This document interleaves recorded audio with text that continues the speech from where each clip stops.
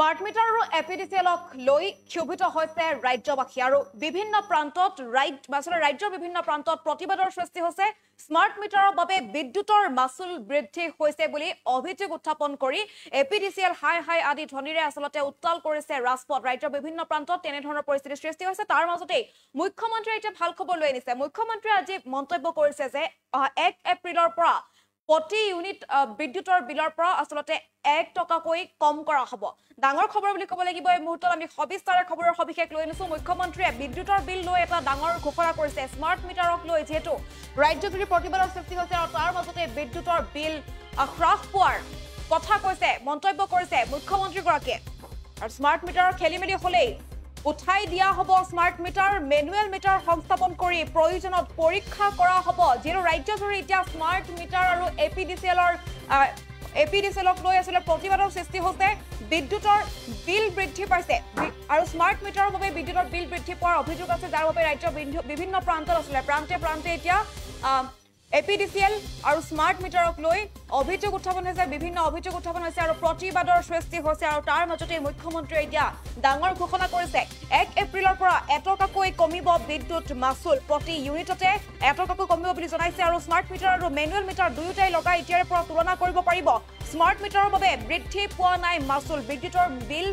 smart মিটাৰৰ বাবে বৃদ্ধি পোৱা নাই বুলি উল্লেখ কৰিছে মুখ্যমন্ত্ৰীগৰাকী আৰু বিদ্যুৎ মাচুল বৃদ্ধিক লৈ ৰাজ্যজুৰি তীব্ৰ প্ৰতিবাদ চলি থকাৰ মাজতে মুখ্যমন্ত্ৰীয়ে ডাঙৰ ঘোষণা কৰিছে স্মাৰ্ট মিটাৰ মেনুৱেল মিটাৰ লগাই দিম আপত্তি যদি আছে আৰু 1 পইণ্ট যদি বেছি আহে তেন্তে কাৰোবাৰ যদি সন্দেহ আছে তেন্তে আগুৱাই আহিব পাৰে বুলি মুখ্যমন্ত্ৰীগৰাকীয়ে মন্তব্য কৰিছে আৰু অসমত স্মাৰ্ট মিটাৰ হোৱাৰ পৰা বিজুলীৰ খৰচ কমিছে বুলি মন্তব্য পোষণ কৰিছে মুখ্যমন্ত্ৰীগৰাকীয়ে আৰু লগতে এই ডাঙৰ ঘোষণা কৰিছে যে 1 এপ্ৰিলৰ পৰা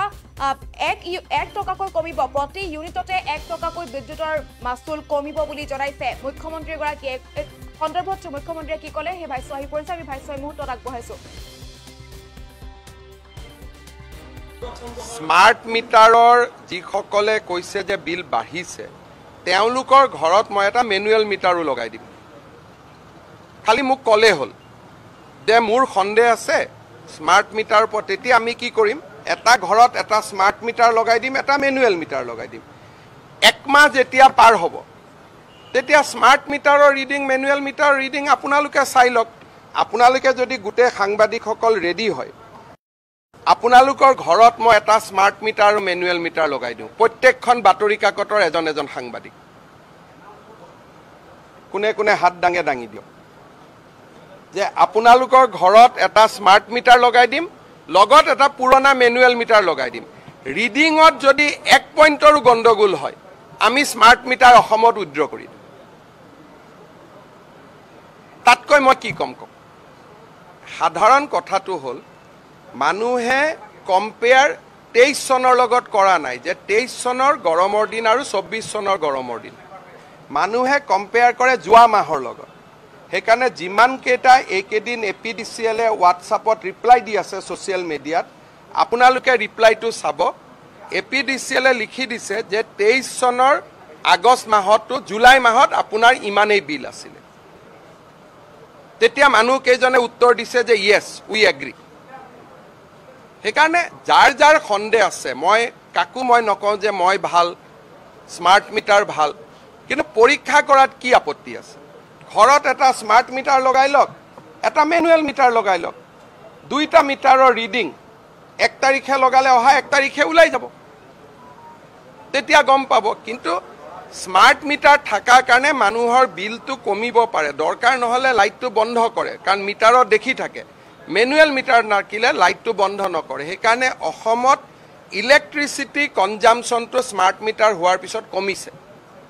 সেইকাৰণে আপোনালোকে ইয়াত এইটো ইছ্যু কৰিব নালাগে ধুনীয়াকৈ আপোনালোকৰ ঘৰত